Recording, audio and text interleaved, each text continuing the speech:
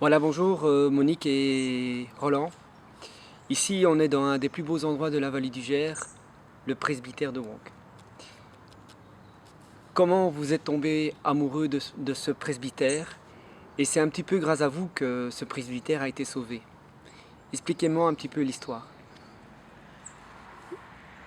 L'historique, c'est au décès d'un de nos enfants. On est venu habiter la vallée et un jour j'ai vu dans une revue qu'on cherche absolument des artistes amateurs. Je dis à mon épouse de s'inscrire, elle ne veut pas. Je l'inscris et elle est convoquée ici à La Réunion, au cercle, ici en bas de la cour. Quand elle rentre à la maison, elle me dit: Tu ne sais pas où j'expose? Ben, je dis: Si, je dis: Je ne sais pas, quoi? Dans un presbytère. Oh, je dis: C'est interdit. Alors, au moment du montage de l'expo, je suis venu avec elle. Quand j'ai vu le site en rentrant dans le Porsche, j'ai dit comme ça, assez sérieusement à mon épouse: Regarde bien, c'est ici qu'on finit nos jours. Bon, à ce moment-là, j'ai fait une proposition à la fabrique d'église. J'ai été convoqué à une grosse réunion. À cette réunion, ils ont tous accepté. Sur les 22 personnes qui avaient là, ils ont tous levé la main. Et 15 jours après, j'avais les clés. Alors, qu'est-ce qu'on a fait comme bail? On a pris un bail de rénovation du presbytère. Ce presbytère, maintenant, ça s'appelle le Centre d'Art Kama. Centre d'Art Kama veut dire Centre d'Art Karine Marchot. C'est en souvenir de ma fille que j'ai ouvert ce centre. Et depuis ce jour, les rénovations étant bien avancées, il y a des ateliers qui se font ici chez nous. C'est la SBL Reflet qui fait les ateliers de peinture, sculpture, papier mâché, photo numérique, informatique. Maintenant, la grande nouvelle, c'est que j'ai un bail de 30 ans qui vient d'être signé cette année et je suis copropriétaire avec la commune. Ça, c'est le cadeau que la commune m'a fait parce que tout le monde a été renversé de ce qu'on avait investi dans ce bâtiment pour le rendre dans sa splendeur. Ici, dernièrement, on vient de remplacer toutes les toitures du bâtiment, pas du clocher. Et ici, Roland et Monique, expliquez-moi un petit peu l'histoire de ce presbytère. L'histoire du presbytère, est-ce que c'est vrai qu'il y a un curé ici qui était... Ah bon, le presbytère a été construit, enfin n'a pas été construit. Il y a une partie du bâtiment que vous voyez ici, date de 1426. Et c'est l'abbé Chêne qui, lors de ses balades, a vu ce bâtiment et l'a acheté tout de suite. C'était un curé qui avait une fortune immense.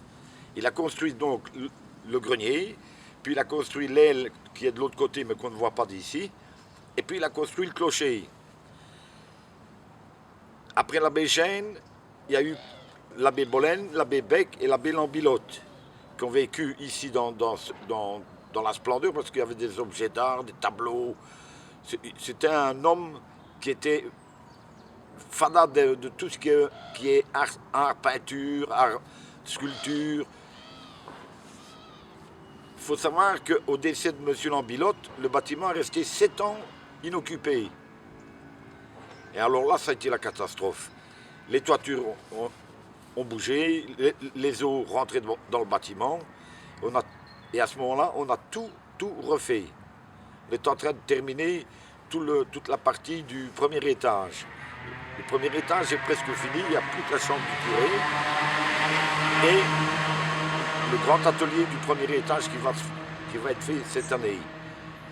Et alors, la fabrique d'église, ayant vu ce qu'on faisait et nous connaissant un peu plus, parce qu'on est tous les deux dans le monde de l'art, moi j'étais professeur aux Beaux-Arts à Saint-Luc, mon épouse fait de la tapisserie, de la mosaïque, de la peinture, et tout ça on va l'inculquer aux enfants qui viendront chez nous.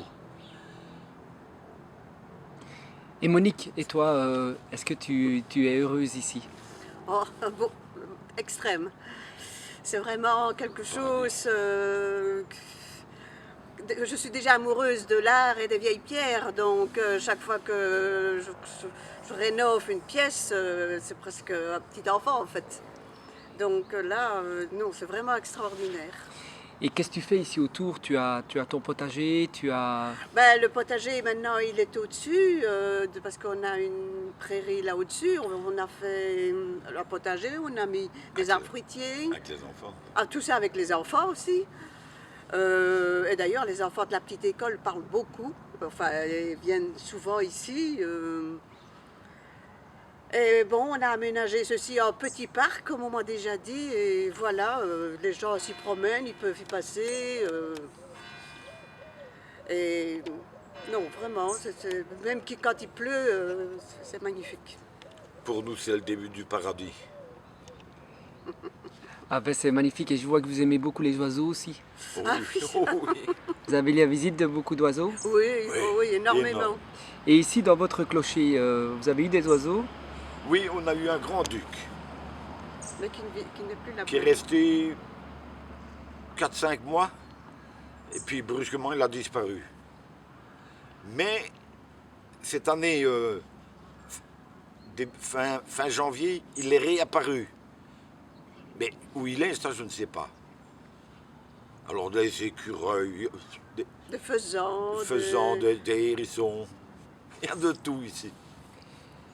J'ai pu constater aussi que pendant les fêtes de village, ici, les cramignons et tout, Était bien reçu. on est très bien reçus chez vous aussi. Oui. Vous êtes des gens très accueillants, très ouverts et voilà, ben, un très grand merci de tout ce que vous faites pour Bonc, surtout pour Bonc aussi. Merci beaucoup Roland et Monique. Et merci à toi. Merci.